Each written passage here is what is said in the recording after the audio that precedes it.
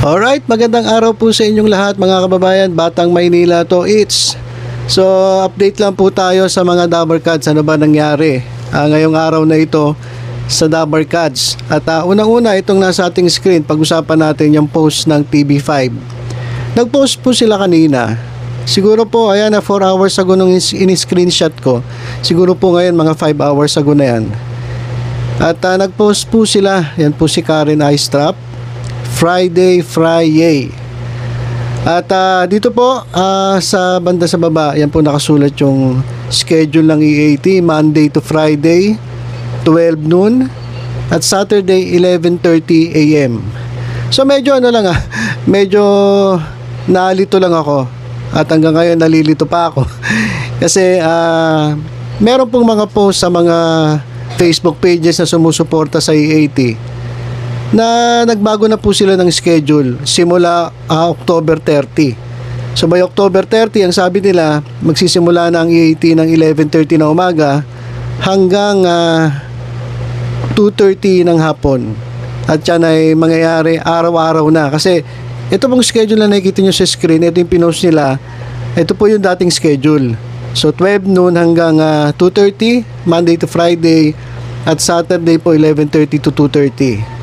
Pero yung schedule na ipinost ng ilan sa mga kapatid Facebook pages ay simula October 30, 11:30 hanggang 2:30 at Saturday 11:30 hanggang 2:30. So araw-araw na po. Ang sa akin lang, nalilito lang ako, bakit sila magpo-post ng schedule na ganito? So medyo nakakalito lang. At ito rin yung minessage ako ni Models of Manila tungkol dito. Bakit parang binura ng TV5 yung schedule na kumbaga yung babaguhin nilang schedule. At ito, ngayon pinost sila yung dating schedule. So, mangyari na ito mga kababayan, mag-abang-abang na lang po tayo sa October 30. Kapag 11:30 hindi pa po nagsisimula itong TV5, itong live stream ng TV5 sa EAT, ibig sabihin nun, hindi natuloy yung pagbabago ng schedule. So, gusto ko lang maging maliwanag yun kasi baka malito kayo. Abangan lang natin sa October 30 kung 11:30 magla-live na sila. Kapag wala po, ibig sabihin nun, wala pong pagbabago sa schedule.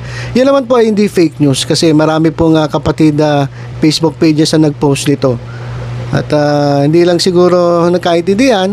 Basta abangan natin mga kababayan kung ano talaga ang magiging announcement nila. Pwede na mga by Saturday ay mag-announce sila. So siguro gagawin lang nilang surprise o suspense itong kanilang announcement kaya hindi pa po sila nag-a-announce.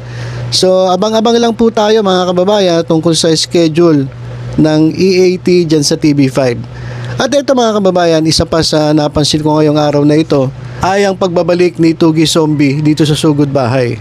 So ibig sabihin lang nito ay tinapos na ang speculations na si Zombie mga kababayan ay tinanggal po sa EAT kasi ang daming kumalat na chismis ng mga marites dahil ilang araw hindi nakita itong si Zombie dyan sa EAT, lalong-lalo na sa Sugod Bahay. Simula nung nagpunta sila sa Bacolod, di nakasama si Zombie at pagbalik dito ngayong araw lang siya nagpakita ng live dyan sa Sugod Bahay.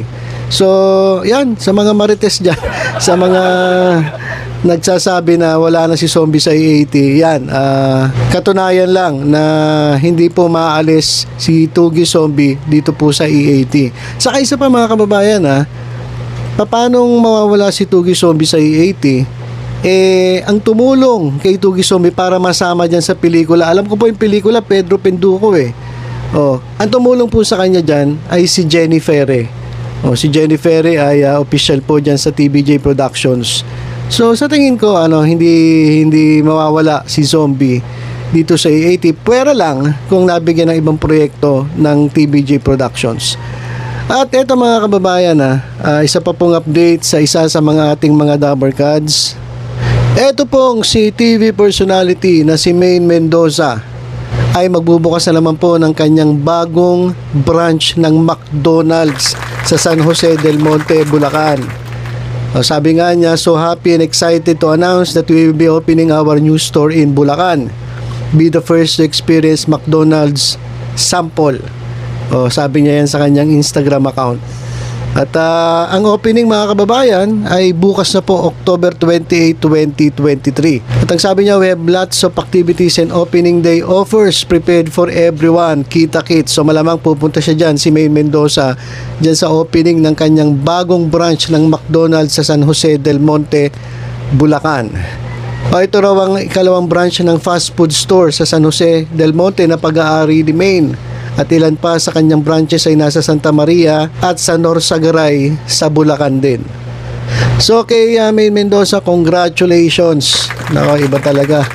Yayamanin na talaga etong si May Mendoza. Congratulations sa panibagong branch ng McDonald's dyan sa Bulacan. Ilan lang po yan sa mga branches ng McDo na binuksan ni May Mendoza. At ito nga, mababasa natin sa mga komento. Business-minded ang mga Mendoza family. Congrats, Mrs. Maine M. Atayde. Sana mag-open ka rin ng McDo branch dito sa Valenzuela City. So ilan po mga kababayan, tutok-tutok lang sa Batang Maynila Tohit sa mga updates, sa mga nangyayari dito sa ating bansa, at maging sa showbiz. Ingat po tayong lahat. God bless.